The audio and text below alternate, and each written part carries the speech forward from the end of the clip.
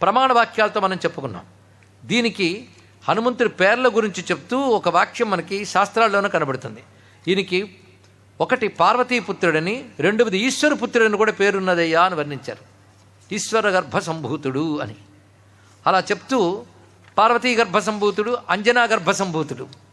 ఇక విశేషించి స్వామి యొక్క నామాల్లో అగ్నిపుత్రుడిని కూడా చెప్పాలి. అగ్ని వల్ల కూడా కలిగాడు కదా, ఆ తేజస్సు కూడా తీసుకొచ్చింది కదా అని చెప్తూ శంకర సువన, ఎలాగైనప్పటికీ నవడు రుద్రుని యొక్క స్వరూపము. దీనికి ప్రమాణంగా అనేక వాక్యములు అనేక గ్రంథాలను చెప్పుకుంటున్నాం. హనుమంతుడు సాక్షాత్ శివస్వరూపుడు అనేటటువంటి భావం చాలామందికి తెలిసినదే. వాల్మీకి వాయుపుత్రుడు అని చెప్పాడే కానీ అక్కడ వాయువు అన్నప్పుడు ఏకాశ రుద్రాత్మకుడైన వాయువునే స్వీకరించాలి.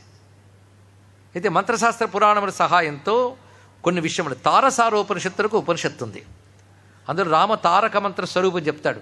అందులో ఏం చెప్తారంటే, ఓం నమో నారాయణాయ ఓమితి బ్రహ్మా భవతి, నకారో విష్ణుర్భవతి, మకారో రుద్రో భవతి. ఓం నమో అన్నాం కదా, ఓంకారం పరబ్రహ్మతత్వాన్ని చెప్తుంది, నకారం విష్ణువుని, మకారం రుద్రుని తెలియజేస్తున్నది అన్నారు. ఇక్కడ మకారం రుద్రాక్షరం, ఇది ఒక రహస్యం అండి.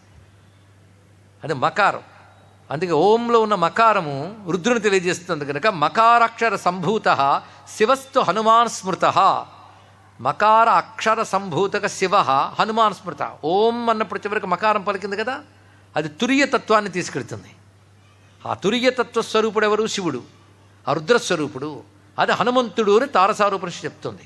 అలాగే స భగవాన్ మకారవాచ్య శివస్వరూపో హనుమాన్ భూర్భువస్వస్తస్మై వై నమో నమః అంటూ మంత్రములు చెప్పేటప్పుడు హనుమంతుడు రుద్రస్వరూపుడుగా చెప్తూ నాద బిందు కళాతీతం ఉత్పత్తి స్థితి వర్జితం సాక్షాదీశ్వర రూపంచ హనుమంతం నమామ్యహం. ఇప్పుడు ఏమంటామండి, హనుమంతుడి తత్వం ఎంత పరాకోటికి విడిపోయింది చూడండి. ఎటువంటి హనుమంతుడు అంటే ఓం అన్నప్పుడు మకారం ద్వారా తురీయ తత్వం చెప్పబడుతుంది.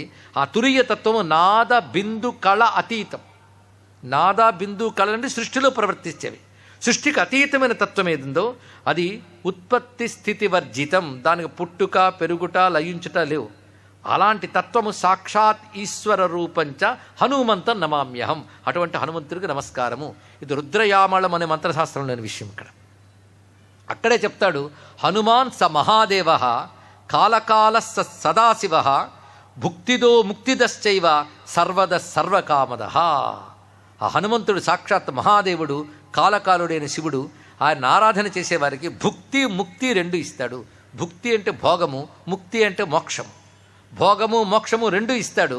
సర్వద సర్వకామద, ఎల్లవేళలా అన్ని అభీష్టములు నెరవేర్చేవాడు హనుమంతుడు అని మంత్రశాస్త్ర గ్రంథమే రుద్రయామణం చెప్తున్నటువంటి అంశం. అదేవిధంగా ఆనందరామాయణం అనేటువంటి గ్రంథంలో ఒక రహస్యం చెప్పారు. హనుమంతుడుగా ఎందుకు రుద్రుడు వచ్చాడు, ఇది ఒక రహస్యమైన విషయం అండి. దీనికి పురాణాల్లో 2-3 కారణాలు కనబడతాయి. ఒకటి ఏమిటంటే, త్రిపురాసుర సంహారం చేసినప్పుడు శివుడు, ఆ శివునికి బాణముగా వచ్చాడు విష్ణువు. దానివల్ల నాకెంత సహాయపడ్డాడు విష్ణువు. విష్ణువు సహాయం లేకపోతే నేను ఈ పని చేయగలనా అనుకున్నట్టు రుద్రుడు. అలా అనుకుని నేను విష్ణువుకి ఏదో చేయాలనుకున్నాడు. పురా త్రిపుర సంహారే స్వబాణత్వముపేయుషే విష్ణవే రామరూపాయ కరిష్యన్ ప్రత్యుపక్రియాం.